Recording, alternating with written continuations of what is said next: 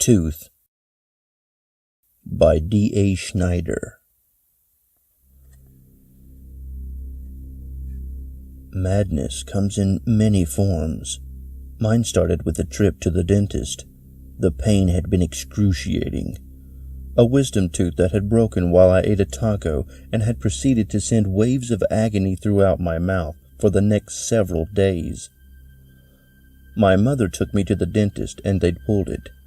Of course, this was only after my mother had argued with the dentist and his assistants about anesthesia, insisting that her daughter not be put under because she knew the dentist would rape her. She knew that all men were capable of such atrocities. I don't know what happened in my mother's life that made her think such things. I'd never known my father and had never been allowed to hang around with boys. When I was little, I had a friend named Tommy Winkle that would walk me to and from school every day, and Mother was positively livid when she found out about it. She put a stop to it immediately, even though it had been going on the entire school year before she'd found out. The dentist numbed the broken tooth and began to pull on it. I was expecting to hear a sickening ripping sound, like watermelon being ripped from the rind. Instead, the dentist pulled away after a few seconds. "Done," he said. I was surprised and relieved. Going in, I don't think I'd ever been so nervous about something. Mother drove me home and complained the entire drive about how much money I was costing her. She promised I'd be working it off with chores around the house.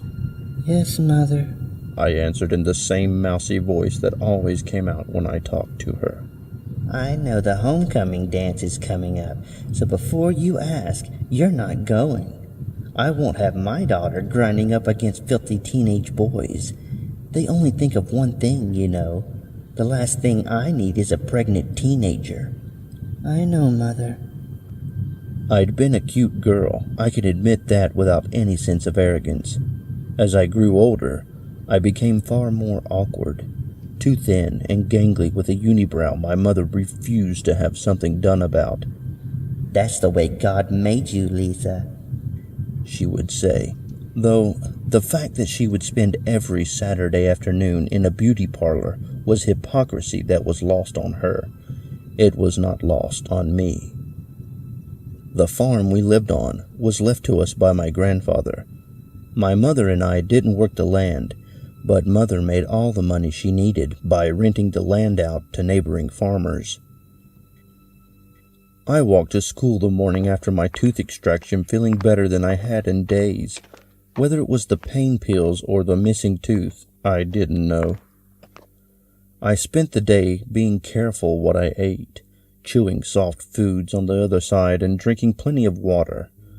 Every once in a while, my tongue would wander and run quickly over the strange emptiness that had become the new landscape of my mouth. The following day, something new was growing there. My mother believed 16 was far too young to have a smartphone, so I had to ask my friend Bev to Google the odd new tooth for me. "How should I word it?" Bev asked. "Just ask if a new tooth grows in after a wisdom tooth is pulled." She searched. My tongue ran over the sharp protrusion again. It seemed as if it was an incisor. I didn't know much about dentistry, but that didn't seem right at all. "This says no," Bev said. "Wisdom teeth are the third set of molars people get in their late teens and early 20s.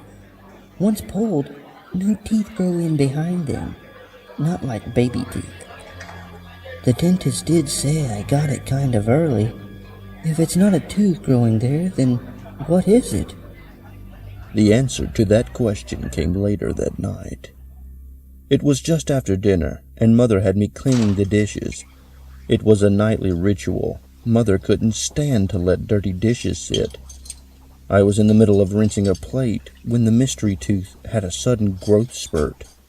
It ripped up through my gums and sent a bolt of pain through my mouth. In my haste to grab my cheek, I dropped the plate and it shattered on the floor. For a large woman, my mother moved fast, and she was in the kitchen in an instant, fuming when she saw the broken plate. "What in the world is wrong with you?" she asked through gritted teeth. "I'm sorry, Mother. I just got a sharp pain where my tooth was pulled." "Well, you're not going back to the dentist. You've cost me enough money already. Now I have to replace that plate on top of everything else. Get your ass in the closet." "But, Mother—" "Now!" The closet. I had grown to hate it. To the top of the stairs I climbed, and into the closet I went. My mother slammed the door and locked it from the outside. I listened as she moved back down the stairs. She said nothing. She didn't have to. This was where I came to think about what I'd done. In the darkness, alone with my thoughts, a voice spoke up inside my head. It was a voice I was unfamiliar with. Usually, my inner voice was my mother's, curt and contemptuous. This voice was low, full of gravel, and unmistakably male, and the 5 words it spoke, though crude, were undeniably true. "Your mother is a cunt." I sat perfectly still, unsure I had really heard what I'd just heard. Nothing. The voice spoke again. "We should really do something about that."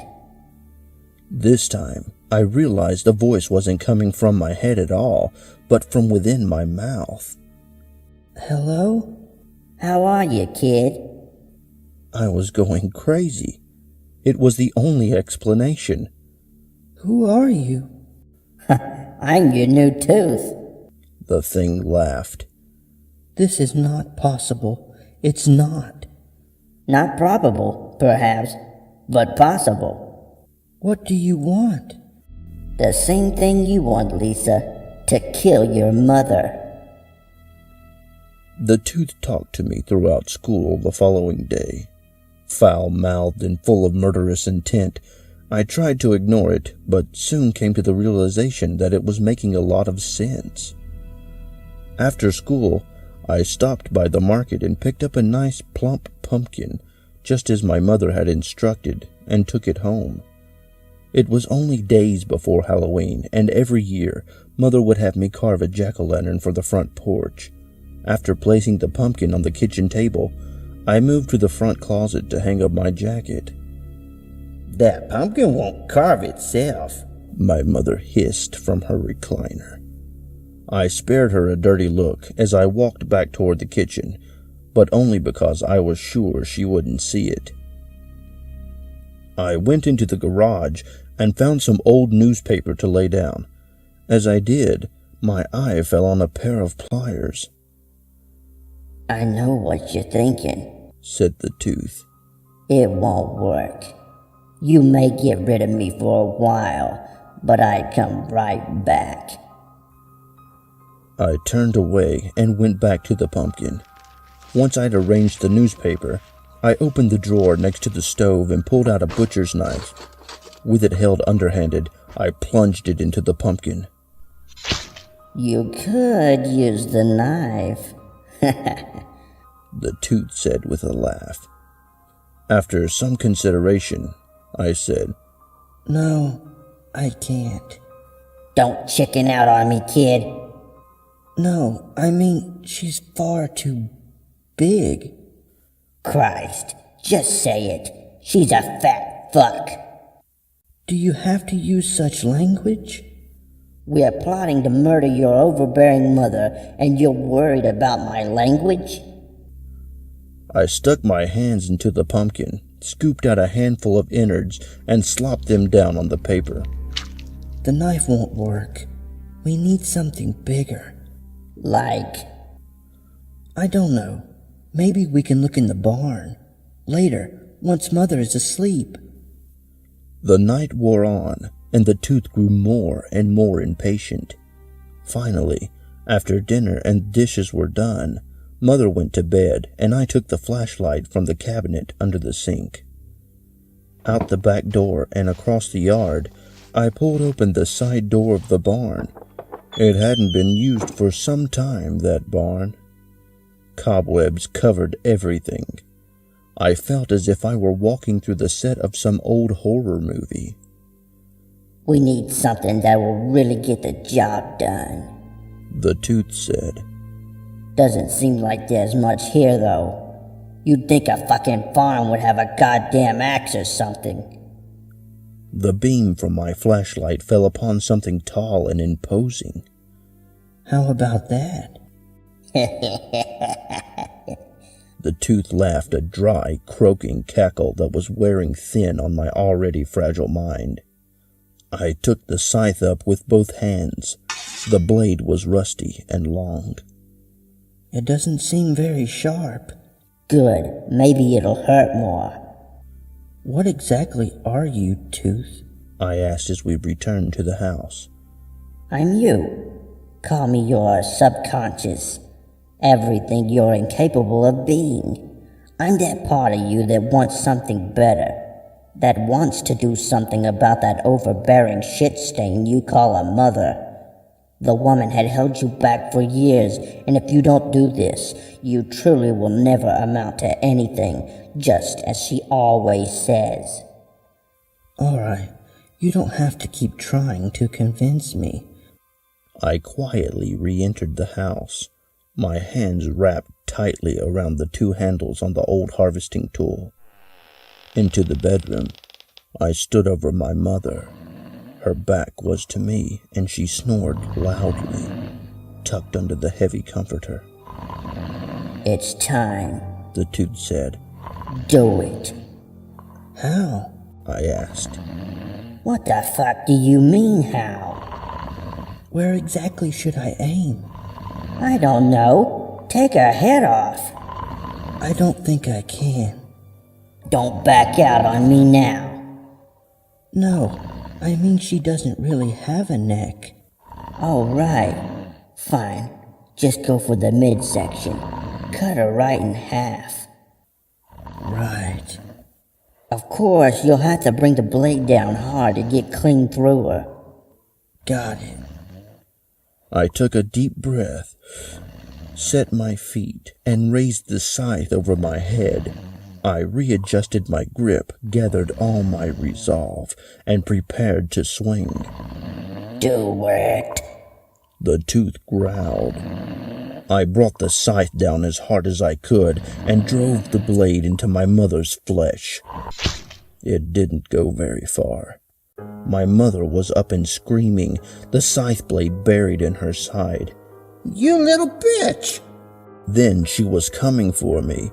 I ran out into the hall, but even with her injury, it was uncanny how fast she was. She shoved all her weight into me, pinning me against the wall. The wind was knocked from my lungs. The drywall gave way. Fight back, Tooth demanded. Her hands were suddenly around my throat. My vision was darkening. I reached out blindly. My hand found the scythe, and I pushed it deeper into her side. She wailed in agony, and her grip on me loosened. I dropped to the floor and crawled away from her, stumbled to my feet and ran for the kitchen. My mother rumbled down the hall after me, screaming obscenities and promising to make me pay. You're gonna pay for this, you little bitch! I went to the sink and found what I was looking for. The one thing I hadn't washed after dinner. The butcher's knife covered in pumpkin guts. I turned with the knife in hand, and my mother's momentum did the rest. The blade sank into her chin, in the tender meat under the jaw, through her tongue, then the roof of her mouth, finally penetrating her brain. My mother fell to the floor, and after a few twitching moments, went still. I tried hard to catch my breath. My arms, my clothes, my face. I was covered in my mother's blood. I'm so proud of you, said Tooth. You've taken your first step in a new successful life. What do I do now? That girl at school, the one that held your head in the toilet last year with her friends. Harper Anderson? That's the one. Kill her next and you're golden. Somehow it made sense. I reached down and pulled the knife from my mother's head. Yes, said the tooth as we walked out onto the porch. I kicked the jack-o'-lantern. It tumbled down the stairs like a child's ball. Slit her fucking throat. Please stop using such language. Sorry, Princess. I thought you'd loosen up after your first kill. I ignored this comment and kept walking. It was time to make my own future.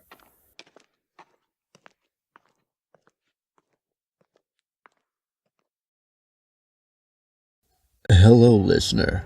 Be sure to pick up your copy of published author D.A. Schneider's new novel, Ghost Hunter Z, an Amazon bestseller. Available on Kindle and paperback formats.